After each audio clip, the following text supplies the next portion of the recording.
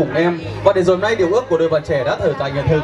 Và ngày hôm nay hai em đã cùng được tay trong tay cùng nhau bước đi những bước chân đầu tiên trên con đường đời của hạnh phúc và được trở về với sân khấu tình yêu để thưởng thức ra mắt với toàn thể quý vị ngày hôm nay. Và chúng ta sẽ cùng vang lên những tràng pháo để chào đón đôi bạn trẻ này được không quý vị ơi? Xin mời. Cảm ơn quý vị rất nhiều ạ. Vâng, ngày hôm nay chú rể Mạnh Quang chúng ta muốn nói với cô dâu Thúy Cương một điều rằng nắm tay anh thật chặt, giữ tay anh thật lâu và hãy hứa với anh một câu rằng chúng ta sẽ cùng nhau đi đến cuối con đường rất là tuyệt vời. Và ngày hôm nay cũng như tất cả các cặp đôi trên khắp đất nước Việt Nam của chúng ta ngày hôm nay, đôi bạn trẻ của chúng ta, vâng, chú rể Mạnh Quang và cô dâu Thúy Cương, hai em chính là người hạnh phúc nhất. Và ngay sau đây xin mời đôi bạn trẻ chúng ta sẽ cùng nghiêng mình cúi chào toàn thể quý vị đi ạ, trân trọng được kính mời.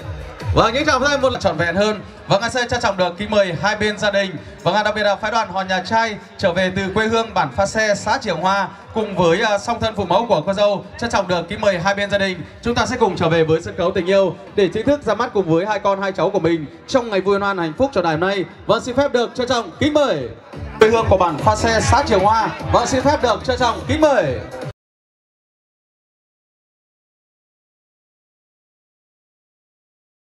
hai bên gia đình ạ.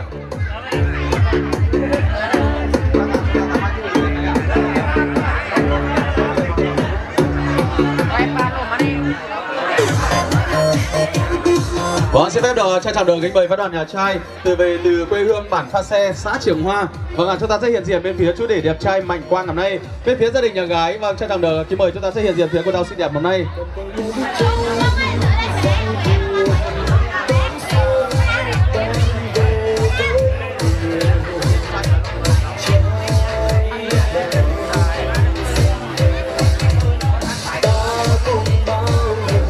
Vâng, kính thưa quý vị trân trọng và kính mến, và hiện diện tại sân khấu tình yêu hôm nay và có sự hiện diện đủ đông của hai bên gia đình cùng với hai nhân vật chính, chủ nhân của những cánh thiệp hồng.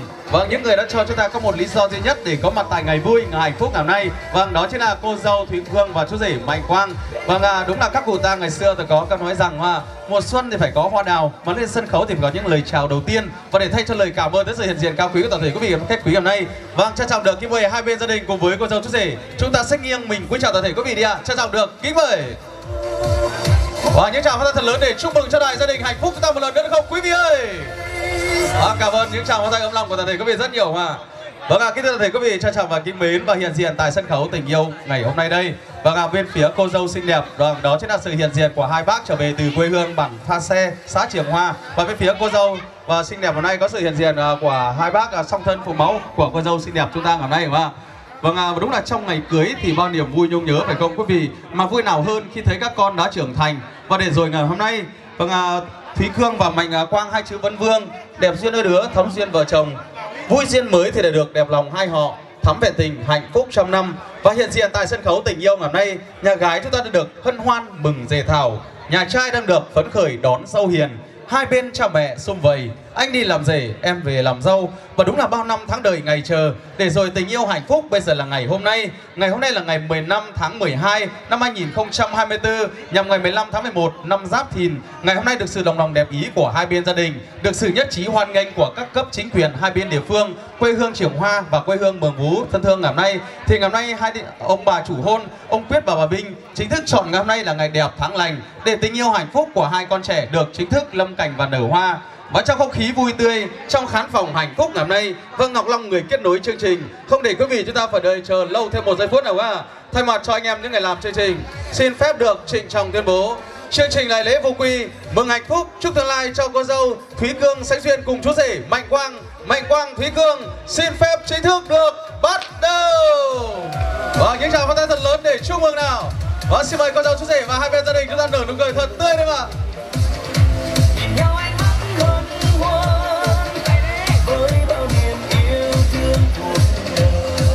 Vâng, đúng là pháo đã nổ là một tin rất là vui phải không quý vị? Đánh dấu một bước đầu đời cho cuộc sống trăm năm hạnh phúc của đôi trẻ hôm nay. Và cùng với một thiên thần nhỏ bé, đó chính là sự kết tinh của tình yêu của đôi trẻ hôm nay, rất là tuyệt vời đúng không ạ? Vâng, xin được cảm ơn màn pháo điện cùng với một không gian sang trọng lịch sự đến từ trung tâm tổ chức sự kiện Dạp Kiều Chánh ngày hôm nay. Vậy là pháo đã nổ rồi quý vị ạ. Đó chính thức là báo hiệu rằng tình yêu hạnh phúc của đôi bạn trẻ chính thức được lâm hoa và kết trái đúng không ạ? Và đúng là vang vang tiếng nhạc rộn ràng để rồi hôm nay làng trên xóm dưới lại xôn xao đến chúc mừng. Và đúng là đám cưới của đôi bạn trẻ hôm nay trên dưới 1000 người, ai ai cũng nở nụ cười thật tươi. Và để rồi ngày hôm nay tiếng pháo nổ đã báo hiệu rằng trăm năm hai trái tim vàng sẽ đập nhịp nhàng bên nhau.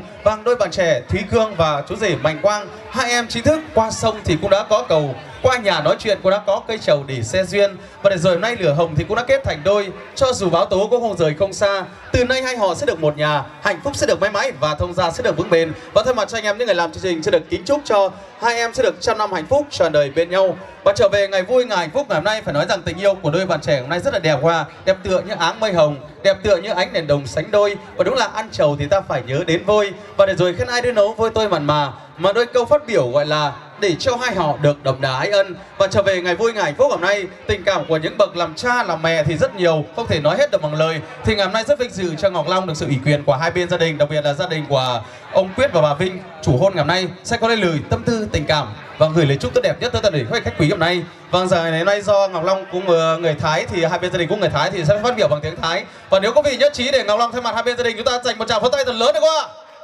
Vâng, cảm ơn quý vị ạ. Trên thế lạiพ่อแม่พี่น้องem nó mới đi tương mới cho bốn đôi làn của những môn còn chờ lại 6 phường trong pha quốc gia tại nay và đặc biệt là ảnh lúc Quyết em Bảo Vinh chủ hơn mới để giáo quan bàn chứ mi kỳ khó tặng trao cảm ơn phát công hảo công hàn nó giúpพ่อแม่พี่น้องem bản quảng hâu.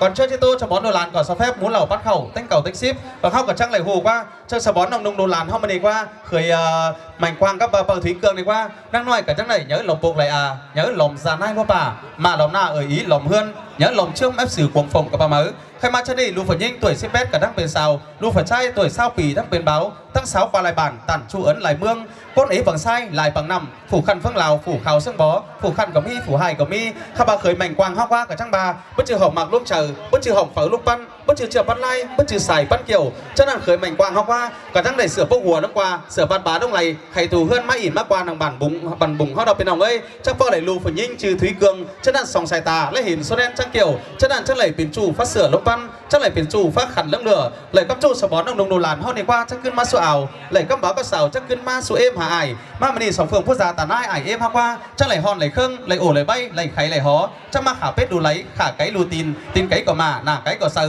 hồi chờ của co của sú của mặc chắc mặc tách tủm tách mú mặc tách sú tương sum khai ma bên này má sòng phường quốc gia tà nai ha qua giản to lén sứa bọn nà giản to lén pha bom mặn mà này chắc màu lồng bông hà hot cần ma hà lại đi mưa lý viết trần mưa sắn viết chép mưa lẹp chép ngam tì bờn mà khửn mưa xài chắc đẩy kiếm ma mưa khóa chắc hà lẩy các vóc đồng nó mắt tổ chức bắt khẩu là hòm cho măng hà sọc bón đồ đoàn chắc đẩy pin cù sữa lồi khai ma đi cho bón đồ làn có bóng vi sàng ơn xưa quan pa lại ải báo thời pin nào người so sòn chúc hợpพ่อแม่พี่น้องbản quảng mỹ nà ở muốn lẩu bắt khẩu mà đi và có hảo hằn xiềng sờ xiềng sang bờ sởi sang nọt rú lì sang nợ yểng rú xiềng sang tả bên dệt kín phát tay mà khửn hàng sang mi sang tay dệt hay lên na lưng chơi hết lẩy ý gì bực cài hết lẩy lại sự bị cón dệt kín mất nà và cả mà mất nửa mà đấyพ่อแม่พี่น้องem bản quảng ăn ơi hai bác trai đi ạ hai bác trai bác gái dành cho các bắt tay đi ạ xin mời ạ.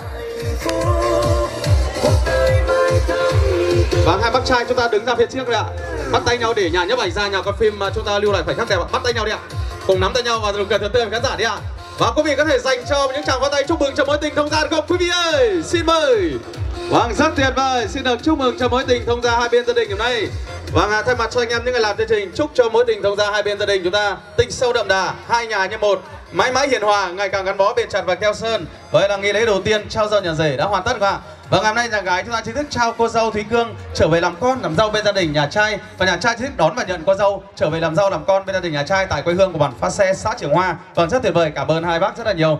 Vâng, kính thưa toàn thể quý vị và đúng là cho anh được đón em về bản tình ca mới chan hòa trước sau và để rồi hôm nay được thơm hương thuốc đường hâm cau đôi bạn trẻ sẽ làm nhiều kỷ niệm bên nhau trọn đời. Và ngay sau đây trân trọng được kính mời hai em sẽ cùng nắm tay nhau di chuyển đến phía trước để đón nhận những món quà và những niềm vui niềm hạnh phúc đến từ các thành viên của gia đình chúng ta hôm nay. Vâng, trân trọng được kính mời.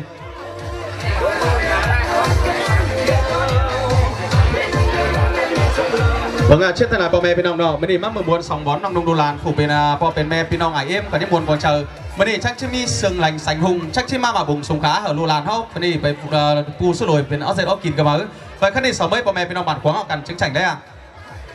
Và chúng ta sẽ cùng trở về với món quà đầu tiên và đến từ gia đình của ông bà Trấn Bang đến từ quê hương Pitong Mường La và xin phép được trân trọng được kính mời ạ.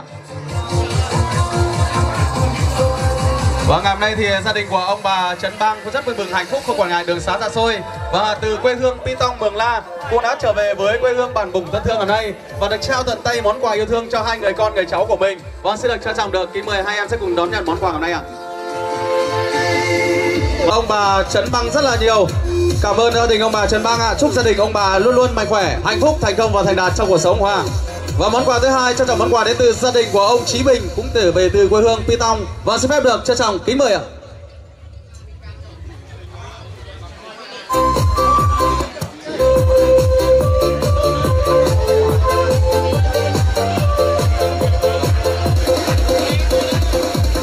Và rất là tuyệt vời, quý vị đã được trở về với món quà thứ hai đến từ gia đình của ông bà Chí Bình, cũng trở về từ quê hương Pi Tong, Mường La. Và một lần nữa xin được cảm ơn gia đình ông bà rất là nhiều. Chúc ông bà luôn luôn mạnh khỏe, hạnh phúc, thành công và thành đạt quá. Và tiếp tục món quà đến từ anh Hiên cũng trở về từ quê hương Pi Tong, trân trọng được kính mời ạ. Món quà đến từ anh Hiên ạ. Và ngày hôm nay không những bậc làm cha làm mẹ làm ông làm bà và những bậc làm anh làm chị cũng rất vui mừng hạnh phúc. Và ngày hôm nay người anh của cô dâu đến từ quê hương Pi Tong, và trong niềm vui hân hoan hạnh phúc của hai em sẽ có món quà yêu thương để trao cho hai người em của mình, và chúc cho hai người em sẽ được trăm năm hạnh phúc trọn đời bên nhau.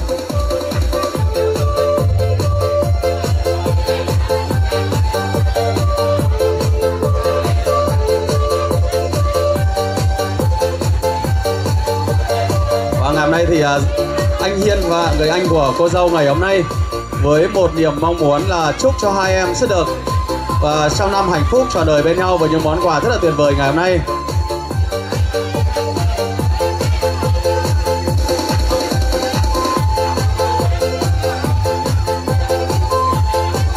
Và xin được cảm ơn anh Hiên phải không ạ? Chúc cho và người anh của cô dâu chúng ta hôm nay và sẽ luôn mạnh khỏe, thành công và thành đạt trong cuộc sống. Cảm ơn anh rất là nhiều. Và tiếp theo chúng ta sẽ cùng trở về với món quà đến từ của anh Nghiệp đến từ quê hương Bản Chiến, Trường San, trân trọng được kính mời. Và ngày hôm nay thì người anh tiếp tục trở về từ quê hương Bản Chiến, Trường San cũng rất mừng hạnh phúc với một món quà những bó hoa rất là tuyệt vời ngày hôm nay hoa. Vâng, cảm ơn người anh đến từ quê hương Bản Chiến, Trường San, và chúc cho anh Nghiệp chúng ta và sẽ luôn luôn mạnh khỏe, hạnh phúc và thành công. Cảm ơn anh Chiến rất là nhiều, anh Nghiệp rất là nhiều. Và món quà tiếp theo cho trọng được kính mời món quà đến từ em gái Ngọc Xuân và người em của cô dâu ngày hôm nay, trân trọng được kính mời ạ.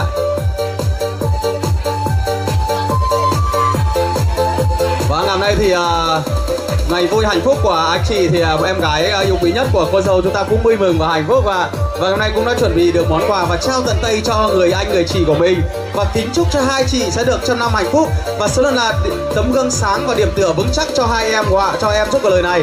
Và cảm ơn em gái Ngọc Xuân trở về từ gia đình chúng ta hôm nay rất là nhiều.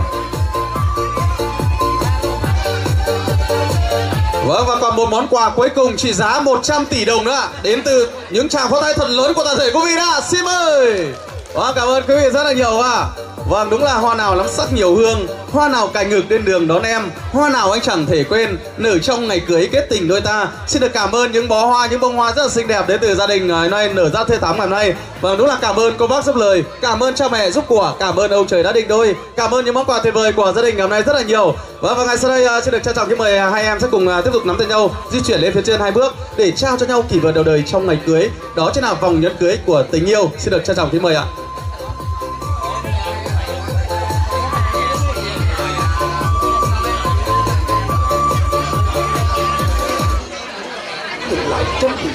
Vâng, kính thưa quý vị trân trọng và kính mến, và đúng là trăng tròn thì bao giờ cũng đẹp, đêm rằm thì bao giờ cũng là đẹp nhất trăng tròn qua. Để rồi tình yêu của đôi bạn trẻ hôm nay sẽ được vẹn tròn như chiếc nón bài thơ, mộng mơ như trong vòng nhẫn cưới. Thì ngày hôm nay hai em sẽ cùng trao cho nhau kỷ vật ngày cưới, đó chính là vòng nhẫn cưới của tình yêu. Vâng, xin mời cô dâu chú rể chúng ta sẽ cùng thực hiện nghi lễ trao nhẫn cưới đi ạ.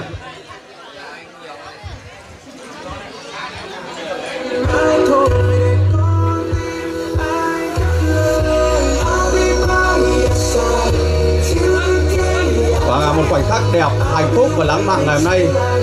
Và đôi bạn trẻ đang được cùng trao cho nhau vòng nhẫn cưới của tình yêu để minh chứng trước sự hiện diện toàn thể quý vị khách quý hôm nay, chứng minh rằng tình yêu của đôi bạn trẻ hôm nay sẽ luôn được trăm năm hạnh phúc chờ đời bên nhau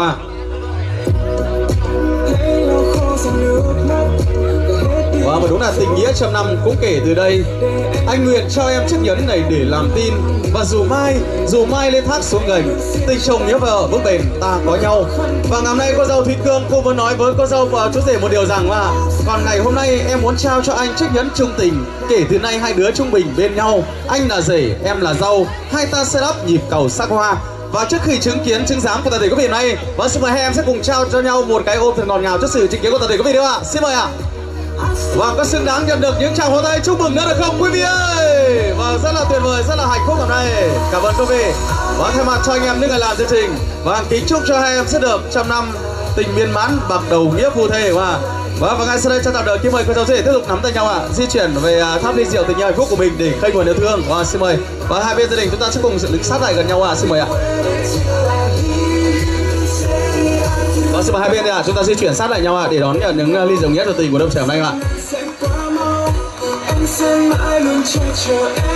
Vâng, kính thưa toàn thể quý vị, trân trọng và kính mến, đúng là thế gian thì bao giờ cũng đẹp nhất mặt trời hoa. Và để rồi cuộc sống bao giờ cũng đẹp nhất khi có người bình thương. Và dù ai cho núi kim cương cũng chẳng bằng được nhìn thấy người thương mỗi ngày. Và để minh chứng điều đó hôm nay, và đôi bạn trẻ chúng ta sẽ cùng khui những chai rượu song banh đầu đời của mình. Vâng, để minh chứng tình yêu hạnh phúc ngọt ngào của đôi bạn trẻ hôm nay. Và xin mời quý vị ạ sẽ cầm chai rượu song banh đầu tiên ạ.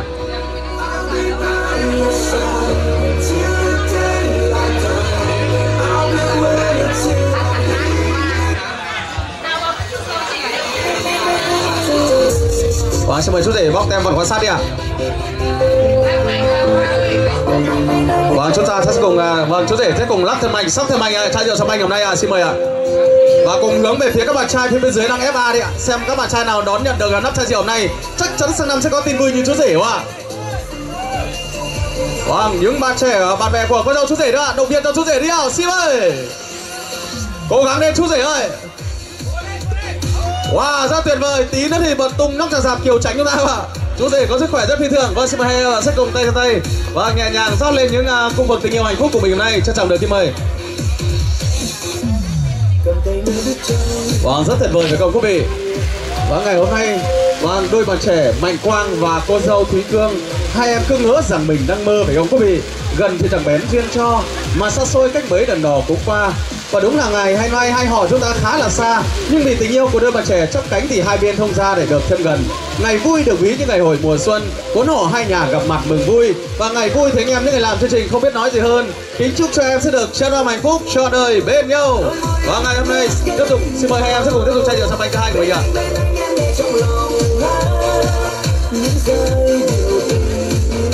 Và những dòng rượu màu hồng ngày hôm nay và minh chứng cho tình yêu hạnh phúc của đôi bạn trẻ và sẽ được trường tồn mãi mãi theo thời gian. Vâng, đúng là rượu hồng kết nghĩa phu thê, tình trao nồng ấm ta về với nhau, cùng chung bước đến mai sau, thủy chung cho thủy sắc màu của tình yêu. Và tiếp tục chai rượu song banh thứ hai. Và chai rượu song banh thứ hai chú rể sóc cho cô dâu bật nắp đi ạ. Xin mời ạ. Sóc thật mạnh cho cô dâu bật nắp nha. Bắn tiến cái bên đâu nào. Nhìn dễ đẻ trai dễ đẻ nào mình nhìn bên trai đấy nào. Vâng, cho cô dâu bật nắp nào chú rể nào. Sóc thật mạnh cho cô dâu ạ. Và nhà gái chúng ta đâu ạ? Động viên cho cô dâu đi ạ, nhà gái đâu ạ? Những tràng pháo tay để động viên cho cô dâu đi ạ. Và những chai rượu song banh được chất xuất nhập khẩu từ Paris nước Pháp ạ, đóng gói rất kỹ càng. Vâng, rất tuyệt vời. Và xin mời hai em sẽ cùng rót ra những chiếc ly trước đi ạ, cô dâu rể ạ. Rót ra những chiếc ly chiếc cốc chưa ạ, để chúng ta có những chén rượu nghĩa rượu tình kính mời lên hai bên gia đình ạ. Vâng, để bày tỏ lòng cảm ơn tới những đấng sinh thành ngày hôm nay. Và thì đôi bạn trẻ chúng ta sẽ cùng đong đầy những chiếc ly rượu ngày hôm nay để có những chén rượu nghĩa rượu tình để bày tỏ lòng cảm ơn thế sự sinh thành sinh hạ của những đấng và làm cha làm mẹ hôm nay. Vâng, đúng là em như dòng suối uốn quanh, anh như dòng nước mắt lành chảy qua. Rượu này đôi bạn trẻ chúng ta xin được rót làm ba, chứ chung anh để phần cha, chứ hiếu phần mẹ, hai ta chứ tình hòa. Và còn bao nhiêu em tiếp tục rót hết lên tháp ly rượu tình yêu hạnh phúc của mình đi ạ. Xin mời ạ, chú rể ạ, rót hết đi ạ. Vâng, rót hiệu đều phải rót cho hết quý vị ạ, rót đến Tết mới thôi các bạn. Vâng, rất là tuyệt vời, những dòng rượu màu hồng đang được thân trải dài trên những tháp ly trắng muốt huyền ảo này được ví như nước và mật ngọt. Nước để tô điểm cho cuộc đời tươi thắm, mật ngọt tô điểm cho vì cuộc sống mai sau. Và rất là tuyệt vời. Và ngay sau đây xin mời cô dâu sẽ mời rượu phát đàn hò nhà trai và chú rể sẽ được mời rượu phát đàn nhà gái. Xin mời hai em ạ. Vâng, trên máy tay lái của mẹ bên nào sở nọ có xương mai bà nọ lấy kín liều hóc cầm lươm sở thú lấy rú liều hóc lươm sở cùng cánh ơn cùng phò bánh sân lán pu phả phừng cùng mẹ mó chầu sơn nó mó lấy lưng kín lâu co ngắm hà kính xăng phơi hoa mưa khắm lầy phá mây chứ phủ vô bồng thế này bảy chứng chảnh nào biên đu phải nhìn cho lầy mấy lẩu tăng ải phú ra đu phải trai cho lẩu mấy lẩu tăng ải tài nay và sáu mò bà mẹ bên nào họ cần chứng chảnh đấy ạ. Và xin mời gia đình chúng ta sẽ cùng chạm đi ạ. Và cô giáo rể cùng với gia đình chạm đi ạ để nhà nhấp ảnh ra cho lưu lại khoảnh khắc đẹp nhất cho gia đình ạ.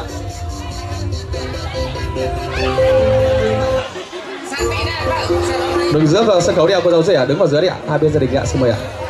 Mà ngoắc tay nhau uống chiếc rượu ra môi đi ạ. Cô dâu ạ, con chú rể ạ, con chú rể sang kia. Vâng, cô dâu chú rể ạ, chúng ta sẽ cùng ngoắc tay nhau đi ạ, để uống chén rượu ra môi ạ, để nhà nhấp ảnh ra nhà con phim nổi tiếng. Vâng, chúng ta sẽ lưu lại khoảnh khắc đẹp nhất cho em ạ.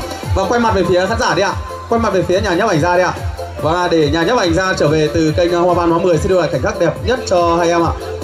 Và nhấc môi đã để MC đếm từ 1 đến 3 hai em sẽ nhấc môi nhá. Nhấc cao lên ạ, nhấc cao chén rượu của mình đi ạ. Và quý vị ơi, sau khi MC hô từ 1 đến 3 đôi bạn trẻ nhấc môi, chúng ta có những lời chúc bằng những tràng pháo tay nhé quý vị nhá. 1 2 3 xin mời. Và những tràng pháo tay để chúc mừng đã đi ạ quý vị ơi. Và rất tuyệt vời. Và ngay sau đây hai em sẽ cùng di chuyển xuống bên dưới giữa hai bên gia đình ạ. Và xin mời gia đình chúng ta sẽ cùng sơn chén rượu thật cao về phía khán giả đi ạ, để nhà nhấp ảnh ra cho lưu lại khoảnh khắc đẹp nhất cho gia đình ngày hôm nay ạ. Sơn chén rượu thật cao lên ạ. Và chúng ta sẽ nhìn những ánh mắt thân thương về phía khán giả đi ạ, nụ cười thật tươi lên ạ. Dạ vâng ạ, kính thưa quý vị, để hòa chung niềm vui niềm hạnh phúc của với gia đình ngày hôm nay ạ. Vâng, Ngọc Long xin một ít phút của toàn thể quý vị được không ạ? Và Pin Hồng ơi, mình mong muốn đồ lán không, mình muốn báo Pin Hồng ơi, muốn báo ạ. Và em muốn ý muốn lại muốn tứ muốn xưa má sợ cả mấy bò mẹ Pin Hồng họ cần tứ cái nồi nọ. Mình em nào nồi nữa còn tứ cái rô sừng nháo mà nào muốn hot cái Pin Hồng ơi. Vâng, đây còn đâu Pin Hồng nữa. Đây đúng không bò mẹ Pin Hồng ơi. Và chúng ta sẽ vô với khẩu hiệu chủ già mới đi Mitsu là bất tướng ở bên đâu nọ. Chủ già Mitsu là ai khi nó mới đi là khả năng này. Và chúng ta sẽ quý vị ơi, thằng bé quá nhỉ, cả nhà mình ơi, 2 3 2 3 2 3. Cảm ơn quý vị rất nhiều. Và ngay sau đây xin mời quý vị tiếp tục ngồi xuống ạ, tiếp tục dự tiệc cùng với gia đình, tiếp tục những thưởng thức những món đặc sản tuyệt vời tại quê nhà, quê hương quần bùng thân thương hôm nay. Cảm ơn quý vị rất nhiều và mọi sự nhiệt tình, mọi sự đóng góp hôm nay gia đình xin phép được ghi nhận và cảm ơn rất là nhiều. Vâng, chúc mừng cho hai bên gia đình ngày hôm nay chính thức trở thành một nhà.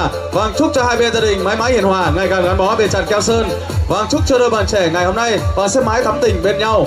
Vâng, từ má tàn bàn tổ chức có mi sang sò chúc ở sòng phường quốc gia tàn này lưng chơ cắt cằn pha cằn mặn van van đây từ sòng sò chúc ở sòng nòng hao và lưng chơ mặc cả tập bồn hành banh cả tập lón mi trai khăn chăn ở gần từ sáng má sò chúc ở giúp mẹ bên mặt của mình là phố lò bắt khẩu mới đi lưng chơ hảo hán sể sờ. Vâng, giết xin đây cai sang đi pin nát tiếng xe lẩu nát thầu xe liền chân nắp pin ông nữa. Vâng, xin được cảm ơn hai bên gia đình và hai em và tiếp tục chúng ta sẽ cùng trở xuống những mâm tiệc hôm nay. Vâng, xin được cảm ơn gia đình rất là nhiều ạ. Vâng, xin được cảm ơn cô dâu và chú rể. Và ngay sau đây trân trọng được mời hai bên gia đình cũng như cô dâu rể chúng ta sẽ cùng tiếp tục trở xuống phía dưới để có những chén rượu hạnh phúc cùng với tất cả quý vị hôm nay. Xin được cảm ơn.